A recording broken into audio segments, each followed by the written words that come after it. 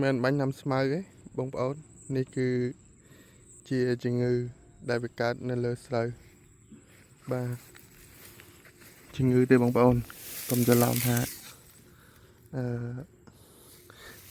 bánh nằm smile ấy cloud smile ấy ở đây sợi đây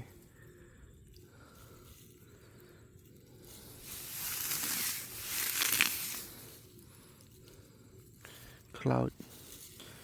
នេះគេហៅថាពពួកបាក់តេរីឯងផ្សិតបងប្អូនបាទ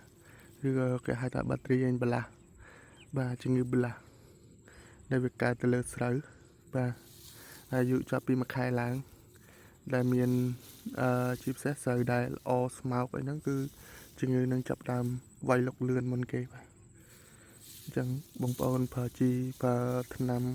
បំពន់អីប្រយ័ត្នប្រយែងមែនតើការប្រើប្រាស់ឲ្យច្បាស់ចាំប្រើបើមិនច្បាស់កុំប្រើបាទបើប្រើទៅវាធ្វើឲ្យប៉ះពាល់ស្រូវយើងអញ្ចឹង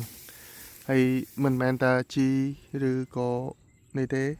វាពាក់ព័ន្ធជាមួយអាកាសធាតុដែរបើសិនជាអាកាសធាតុអាសាភ្លៀងអាសាអន្សើមអីហ្នឹងក៏វាអាចកើតដែរបងប្អូនបាទ